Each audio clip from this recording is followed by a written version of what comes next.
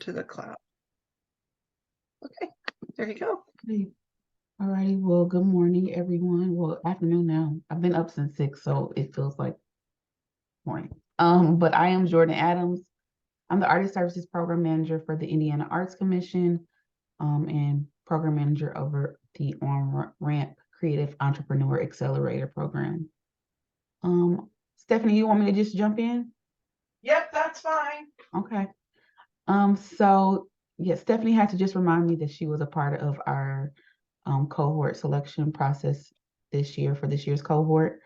And so I'm just going to give you a little background knowledge over the program itself. I think today's topic is applying for grants. Yes. And while that is a thing, so our program is unique in that it is a training program, and then after you go through that program, you apply to the grant that we offer. So it's a two-part process, but you have to be accepted into the cohort to be able to apply for that $2,000 grant. And I'll get into that in just a bit. But yes, the On-Ramp program was co-created by my predecessor, as well as Elaine Grogan Luttrell. She is a CPA by 2018 to kind of speak to the business side of things for artists. And so with that being said, usually each year there are 40 slots in each cohort available. I don't think, except for this year's cohort, we've been around 35. This year we hit 40. And next year's cohort will be no more than 30. But what you do in those 3 days is kind of learn finances, branding, marketing, your personal unique value proposition. And you learn all of those in that 3 days. You're surrounded by creatives. We pick a new town in Indiana each year. This year it was in Columbus, Indiana. Next year it will be in Terre Haute. And so it just really is an intensive training for everyone involved. We have lunch panelists of either other professional artists.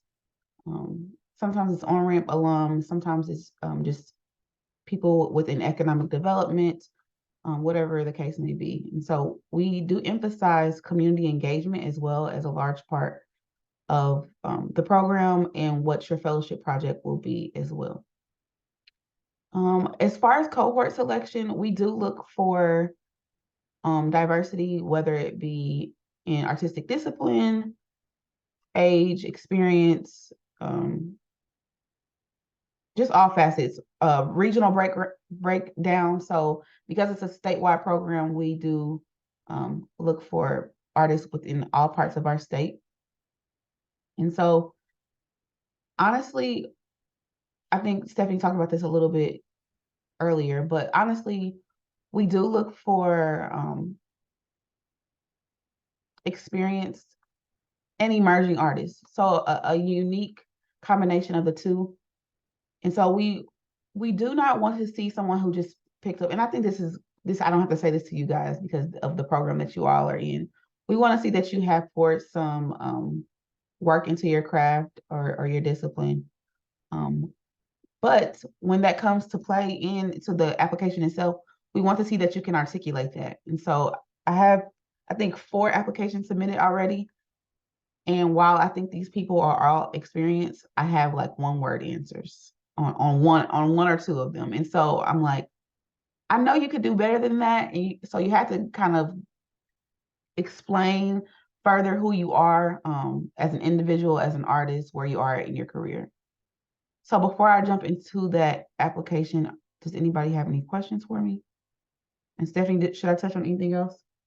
No, I will say that that's part of the other reason why I think it's important to do this is that you have to understand that there's going to be, for this particular grant, there's around 5 people who are reviewing those grant applications. I think there were like 150 or so, 125. And so those 5 people are looking at that very closely. And if you have one word answers, or if you don't, if your resume is not really understandable, or if your didactic about what it is that you plan to do and how you're community engaged isn't strong enough, that's gonna put you get scored. It's like you get graded, and you want to make sure that you've done this to the best of your ability, because those people that are reviewing those are looking very closely at everything. Yeah. Yeah.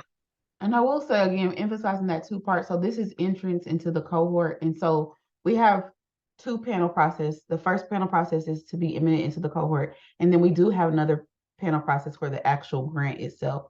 So that grant is for $2,000. And so I think there are other programs that mimic this in the sense of you're admitted into the cohort, you get to receive the training, and then you submit your actual grant application itself. And then that grant is panel two to be able to, it's not a given that you receive the grant.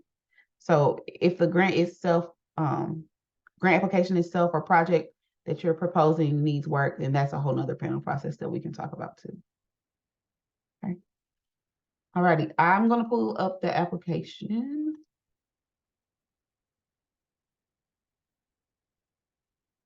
Share my screen.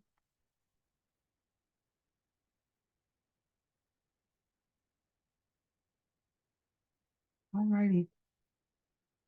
And I think that Clockwork sent out the link to the application. So before I go over the application itself, if I can move this bar out of the way. I don't want to move that.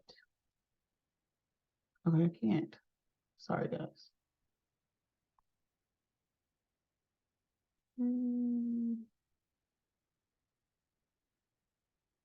Pause.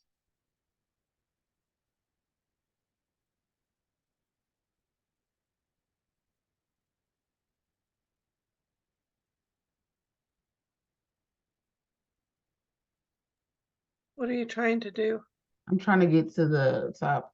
Let me see something. Yeah. Sometimes I have to go completely out and Yeah, go back and open something up and come back in. yeah. Okay. I think we're ready now. And share screen.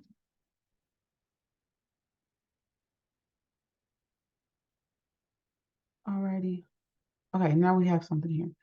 Alrighty, so that website itself, here you can dive a little bit more if you want to explore a little bit more about the program. So these tabs show you everything.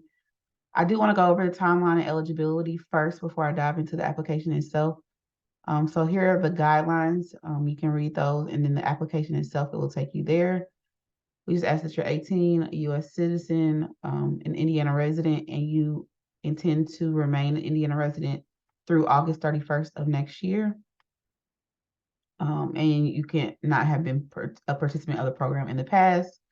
Here are selection priorities, a variety of artistic career experience, statewide representation, a variety of creative disciplines, diverse racial and ethnic representation, and then we will have underserved populations represented as well. So the application opened on October 31st. It will close on January 1st. We will have notifications out to everyone by the week of March 11th. The workshop itself in Terre Haute will be May 8th through the 10th. And then once you go through that training, then the fellowship grant proposal will be due June 13th. The fellowship period itself will be for a full year, September 9th through September 4th of 2025. And then there is a final grant report due on your project as well on September 11th. Okay.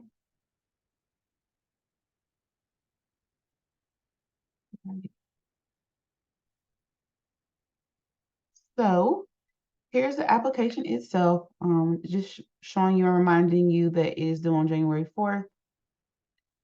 Just showing you what it includes. Again, that 3-day intensive workshop, the one-to-one coaching with Elaine herself, and then the fellowship for up to $2,000. It will be in Terre Haute this year. I do really encourage you guys to read the full guidelines just to make sure that this is something you actually can participate in. And then there are requirements of grant recipients. Because we are a state agency, we're part of the state government, there are some requirements and things that you need to consider before being a part of this. Just some small details, but it's very important that you don't get through this and then at the end realize you can't actually participate. So like Stephanie said, we want you to show that you have commitment to your creative work, are currently actively working in your creative practice, and then are actively connecting your work with others as far as like in a community engagement perspective, because that is one of the large aspects of the project. I already went through those selection priorities. This is the online system. So we use this system itself.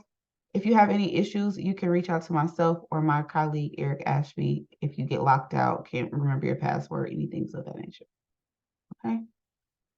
So to the nitty gritty of everything, easy ask, let us know who you are.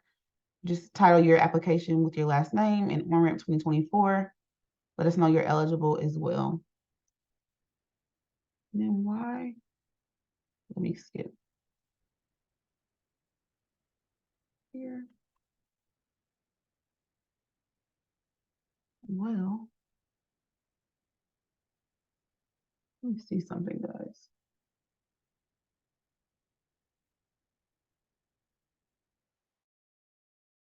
Is this up or not?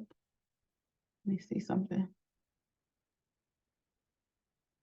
Oh, don't we love technology?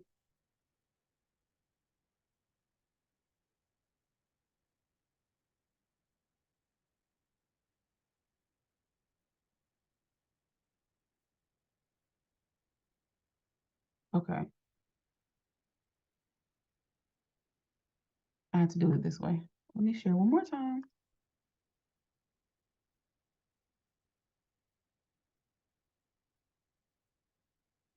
So it made me download it in a PDF, but it'll still look like how I just was sharing it. It just will ask you to give a narrative. So you're going to let us know what your discipline is from these choices. Describe your main creative work. So again, one word answer is not okay, especially when you see the character limit is 2,500. Let us know exactly what you do, and your perspective on what you do. So to say I'm a musician or I'm a visual artist, like, okay, yes. And what else? Like, what exactly do you do? Describe where you are in your creative career. Are you selling work? Are you exhibiting work? Are you teaching? Have somebody else say, I sell work and I teach. Okay, where do you teach? What do you teach? How do you teach? Give me a little more detail. Um, how long have you been pursuing a creative career? Those are just a choice you can pick. And so I can give you an example really quickly.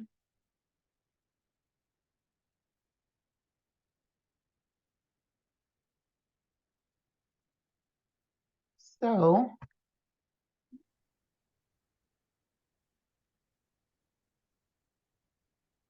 I have one individual who she is a ceramicist, and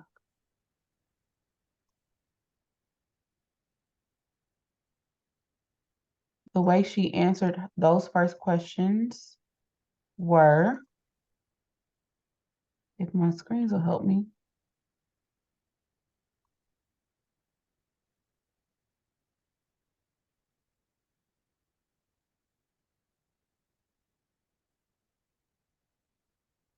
So she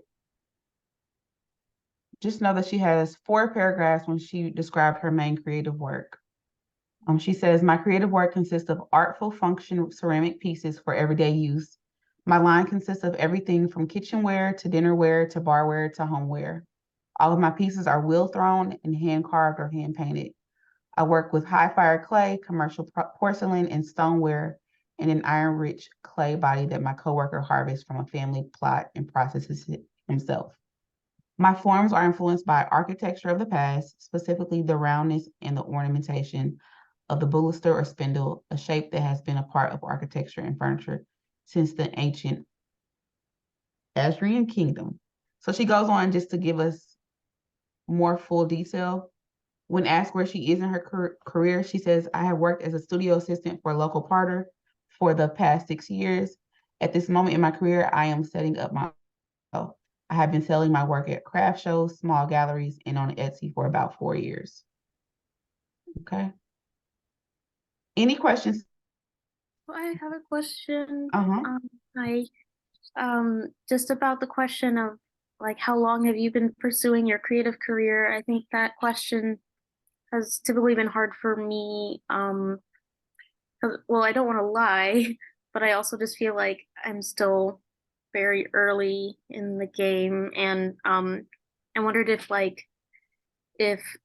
college would count, like if I was studying the artistic practice in college, then like would that technically be like could that count as like how long I've been in pursuing my artistic career? For sure. Okay. Yeah, that shows, I mean, that you were in school shows that you were fully committed, that you pursued it during school. So yeah, those count for us. Right. I think so a lot of people too are not trained or formally trained too. So since you are formally trained, those years count for you, but other people, if they have not been formally trained, then if they have been, self-taught, self-practicing, then we want them to explain those years too. So your formal training definitely counts.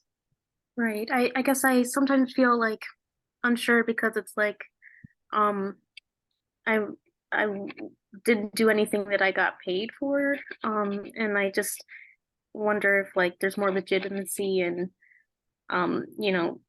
having experiences and doing things where then like there was like a product that then people like I don't know that I made money from or Well, all of it is relevant, and it's just really more so how you can articulate your experience.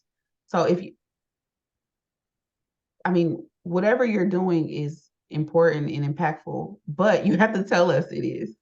So if you can explain to us, then it's will be considered.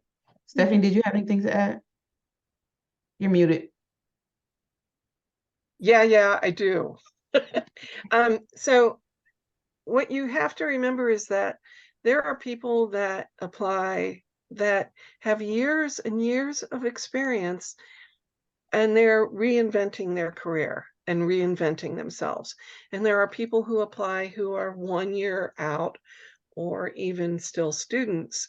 But everybody is in that same pool. And I was very amazed at how many really new emerging artists were, but also how many people had been in careers for a long time.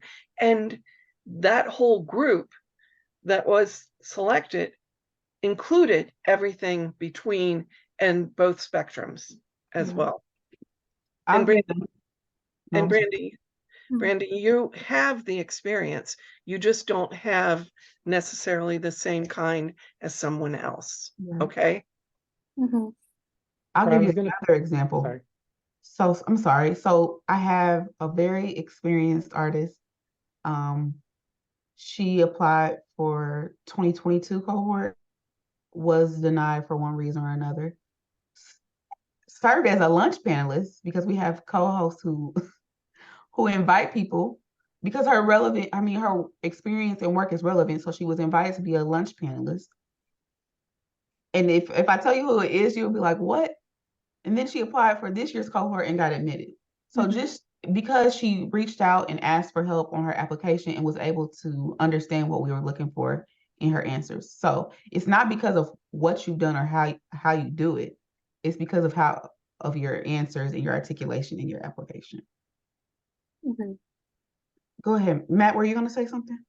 Yeah, I was gonna kind of jump on that because like my experience, I have a lot of experience in the academic world, but now I'm trying to make my own practice go, right? So I taught architecture at Boston State, I'm director of a nonprofit, and now I'm trying to do my own thing. So it's like I have this experience teaching and working on bigger group projects, but when my own personal projects, I don't have that much experience. And so I think, go ahead. like if I say I have 10 plus years in the field, but then I can't show any individual projects, like It's like, what have you done in those 10 years? Yeah, so let me do this. So that's what's up next. Okay. Okay, So, can I include one other thing for uh-huh. all of them? So, do you know about the Beckman Emerging Fellowship, y'all? I've heard of it. Yeah, it's through the Arts Council, and I'm going to give you a very good example of somebody who applied for it and didn't get it. And that was Gary G, if you know who Gary G is. And Gary applied, and didn't get it, but they liked his work enough that they said, would you be interested in being the visual artist for Art and Soul in that next February? And he said, sure. And he went and he hung his work as the visual artist. They had 250 postcards printed for each of those people. He went through his 250 postcards and they had to reprint them 3 more times because he kept giving them out. And then the next year, they said, you got to apply for the Beckman. And he did, and he got it. So I think everything builds on everything else. And he had just graduated from Heron at that time when he applied the first time. So just doing the application will help you to be ready for the next thing. Mhm. And now I'm going quiet. No, Gary G participated in On Ramp too. I can't remember what year, but yeah, he's a I alum as think well. it was one of the first years, either Yeah, the first or second, yeah. along with Kayla Austin as well. Yep. Yep. Yep. So that's the next things they ask for, and I won't share because it's literally just telling you that you submit your work. So first you upload your resume that highlights your creative work. And so on your resume, we want to see artistic training, including any degree, grantee programs, certificates, apprenticeships, or other types of training in your field. Professional achievements. So I think, Matt, that professional achievements speak to, because even that if you've earned them in your teaching practice, it still it influences your personal work as well. Any shows, exhibitions, collaborations, festivals that has included your creative work, any published reviews or public feature for your creative work, any experience or education outside your creative work. So that's what we want your resume or CV to include. And then you'll upload samples of your work, so 3 to 10 images, and then you have to compile that onto one PDF so that it uploads as one file. So you can't upload several images. It has to be on that. Any questions about samples of work? And you do want to, even though it's on one PDF file, you want to make sure that they're large enough that we can see them. And that's the other thing, that while this is not about quality of work too, because I get some people that ask me like, what's the quality of work? That's not, while it influences it, it doesn't really hold any weight largely. But we do want to see where you're at. Stephanie, do you have anything to add on resume and samples of work? Resume, make it clean, make it so clean. Don't have, and Brandy and Gary and Matt have all heard me say this, that you want to keep it so that it's all one font. Don't get all fancy and get all kinds of images on it or anything. Just and keep everything consistent. That's on resumes, but on the work itself, I would say that for me, when I was on that selection panel, the things I looked at were the didactics and the CV. And then I looked at the work that was submitted and perused that. But I wanted to make sure that their didactic was the first thing, was, is this compelling story? And that was more important to me than if they only had 1 year of experience as an artist. Mhm. And I think that I will say to you, Jordan, on behalf of artists, I think that the Indiana Arts Commission has come up with a very equitable decision-making process, and they choose wisely. Thank you. I mean, you're working with community to help make these decisions. For sure. All of our panels are public. If that's what Stephanie is referring to. So we invite individuals like Stephanie to help. And so I'm not sitting there making it myself or any of our colleagues. We have influence from people we trust and respect. I have a question about work, presenting work. The project that I'm trying to get funded right now, which I was mentioning earlier, is dealing with like AI and augmented reality. And so my work in that so far is extremely experimental, like it's never been showcased anywhere. So I have like examples I've included in portfolios, but it's just the experimentation process and what came out of it. Is that important to show that I'm in process of a project right now, or should, because there's nothing pretty to show from it yet, but there's a lot of work to show. I think yes. If your creative work is solely in that, and then because we have two panel processes, different panels, I think it's still important to like be consistent. So if that is what is your full creative work, then I would say yes. And I mean, it doesn't have to be all of them, but if the ones that you want to share, I think it would be important.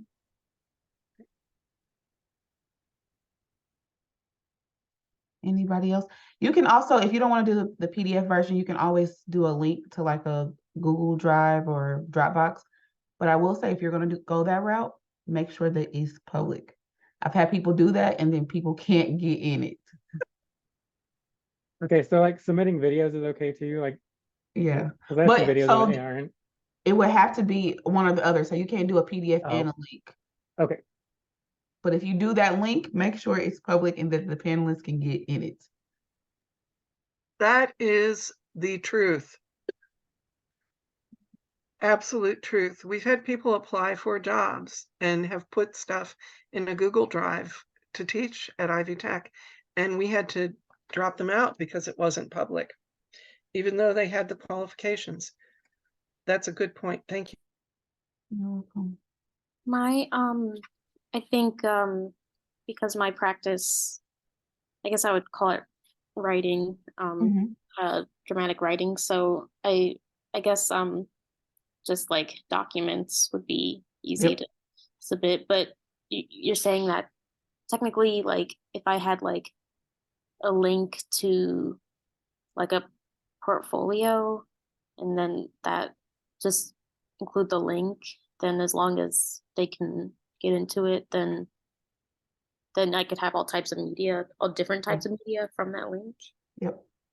Yep. What I'm saying though is some people will do like a Google Drive and then they'll have it private. Well, now I have to figure out how people can. I'm like trying to play the middleman of how people can get in there. And then a lot of the times I'll just be like, it is what it is. Like you didn't open it. And so I'm not, if I have time, I try to help the person make sure that they make it public. But if I don't, it is what it is. And so it's so funny, Brandon, that you say that, because the next example that I have is of an author. Because the next questions are, let me share again.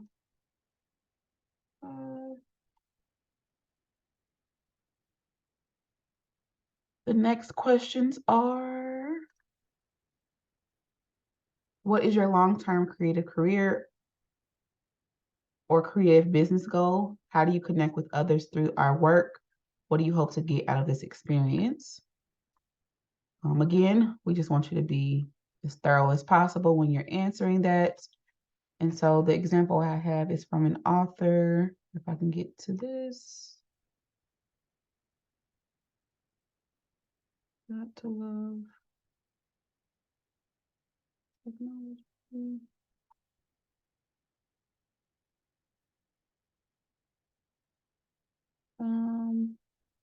He says, My goal is to be able to make art and make a living off of it. I have been a high school teacher and college professor for almost 10 years now. While educating the future of artists is great, I want to be able to make a stand on my own. This has to do with my artwork. I make illustrated novels and short stories through the medium of linoleum printmaking. I want to be able to tour with my books and do more than self-publish. All of this comes with a lot of responsibility. How to email the right people, make connections, grow through SEOs, manage a digital marketplace, and sell at more than local festivals are all things I don't know how to do. This workshop seems like a perfect opportunity. I also manage a slightly lucrative ceramics business. He was a multidisciplinary artist, but even if you are, make sure that you talk about all aspects of your art. The next question is, how do you connect with others through your work? He says he's a big proponent of engaging with the community you make art in. This has gone multiple ways with me, from completing murals with high school students to free sketchbook workshops. I make art with the idea of my community in mind. My most recent work is a collection of linoleum print illustrated fiction short stories based on local legends and my own personal interpretations around the city of Evansville. This has included interviewing residents and scoring records to learn about these urban legends. This feeds back into itself, as when I do a book talk or signing, people are already ready to tell me about their new encounters with ghosts. It's a horror book, but I also sell artwork at local festivals and galleries where I get to engage with the people of Evansville on a much more personal level. When we asked him, what do you hope to get out of this experience? He says, I'm 9 years out of grad school. I think I have built a little community for my prints and pots, but it should be bigger. I want to learn how to set up internet shops, how to ship, how to refine my artistic voice, how to do art festivals in different cities. I want to not have to panic when I do my taxes, how to write off what and when. This seems like an opportunity to view me as a professional artist rather than a hobbyist. It is also an opportunity to network with like-minded or career-similar artists that I'm having up with in my current city. Okay. Any questions about those answers or questions or answers?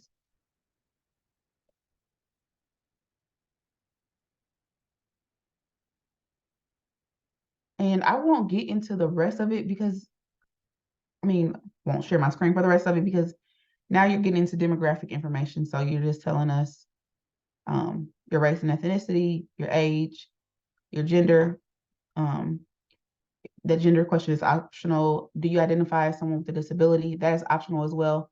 We only ask that for more of a logistical standpoint so we can prepare, reach out to you to prepare for the workshop itself. And then you just sign it and submit it. You let us know how you heard about the opportunity. So honestly, you submit your resume and your samples of work, and outside of that, you have about 6 questions to really give us a full narrative on. So it's a pretty easy application. And we do, I will tell you that with this application, as well as the grant process application, we are very forgiving because we do want to prepare you for other applications such as the Beckman Award or whatever opportunity, Matt, that you were talking about. So that when you go through this opportunity, that you're more prepared for other opportunities who may not be as forgiving.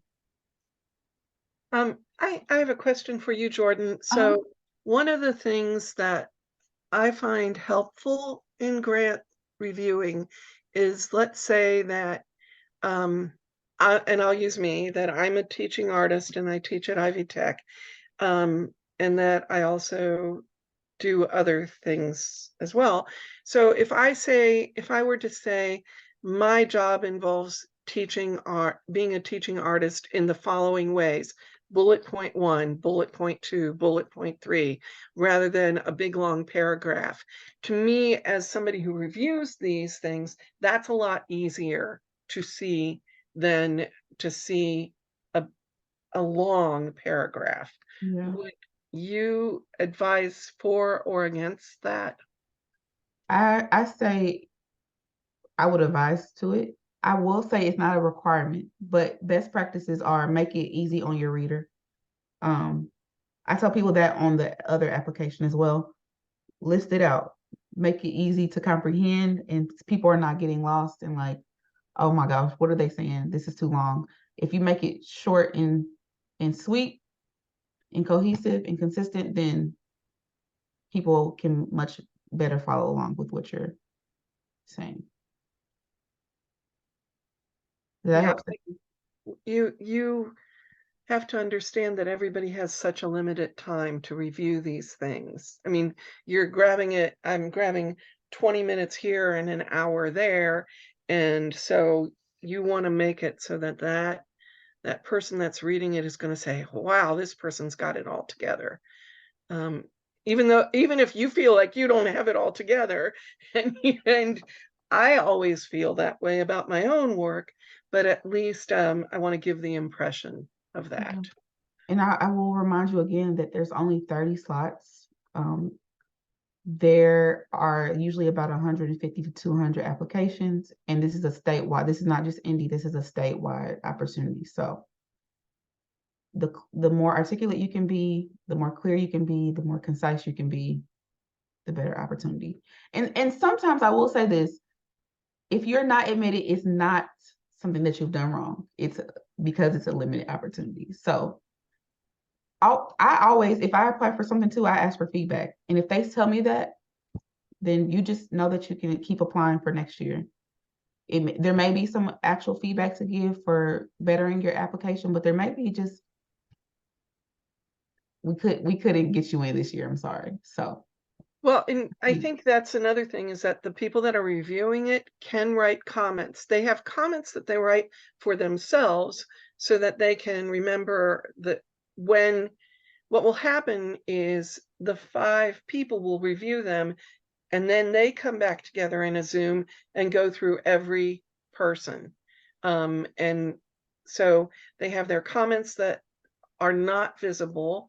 Like just for me, it would be like, oh yeah, did red roosters on silk with some tie-dye. And so that it would jog my memory. But then I'm for several of the people I wrote, you should check out Indiana Artisan, which is a statewide arts organization that that is working with artists and artisans, giving them a shop to sell their work in. And so there were several people that got that additional information. And so I will say, Stephanie, that because there are about 200 applicants, we don't give them back to everybody. But if you do ask for them, we will give them to you. Yeah, Yeah. and that's up to them to ask the artists who applied to ask. But you should always ask for information. For sure. Also, because they're public, the grant panels themselves are public. You are welcome to attend. Is that correct, Jordan? So the application for the grant itself, so after you've gone through the training, that panel process is public. The cohort selection process panel is not public, only because we're getting into the nitty-gritty and personally judging people, if you will. We don't want that to be a cringy process for everybody. So when you go to those grant panels, you can go ahead and you can sit. You can't ask questions, you can't talk, but you can listen to what those panel applicants, what the reviewers are saying. And they do record them as well, I believe. And you can also ask to listen to the recordings. Yes. I think that if you go to our YouTube page, this year's is up.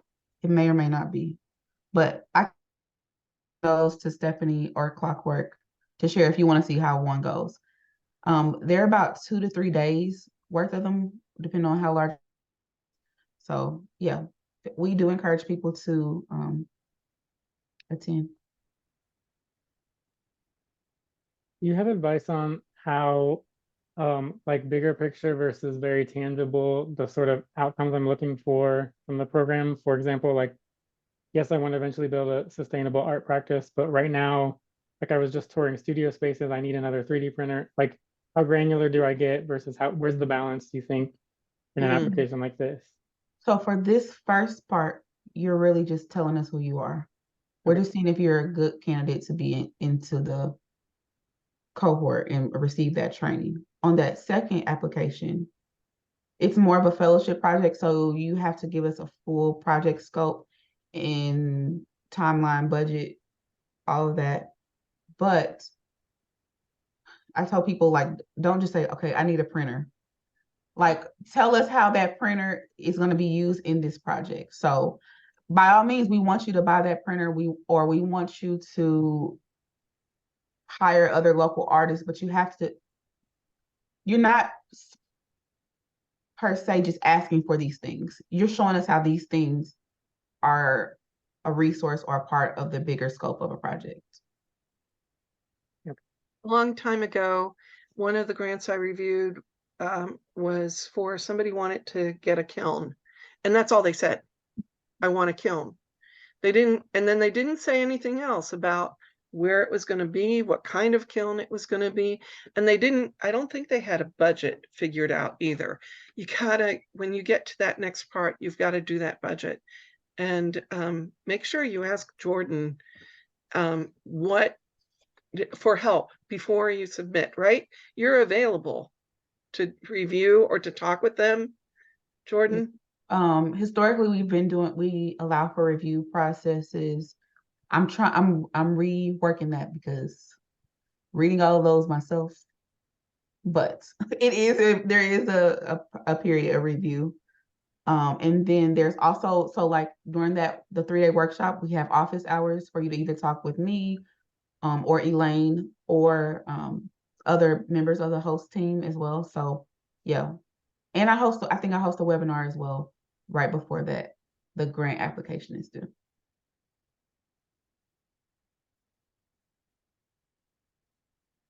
Any other questions from everybody? And if you think of anything, or you start to fill out the application and you want to meet one-on-one, I'm here. I think I'll be out the week of Christmas, but other than that, I will be present. So you can call me, we can get something set up as well. And I'll put my email and number in the chat. Portia, you have a question? I'm sorry. I was coming from another meeting with the Department of Child Services today, and so I got on late. Will we be able to review the recording of the part I missed? Yeah, I remembered to start recording before we started. So hopefully now I can get it to download and it'll be available for you all to and I'll have Clockwork send it out. Probably Okay. I'll send the link from Jordan, the email from Jordan as well.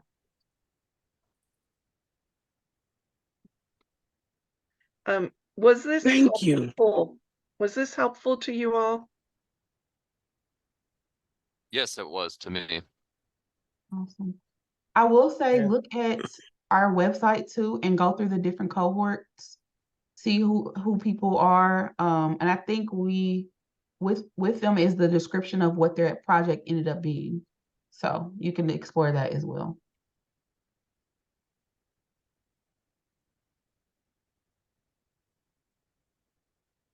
And Matt, David, and Brandy, I don't know that the Beckman is available right now. I think it just closed, but from what I'm hearing, it's probably you would all qualify for the Emerging Artist Fellowship. And it is not just for visual artists. They've had musicians, they've had choreographers, so keep an eye out for that one as well. Any other questions? Jordan, I want to thank you so much.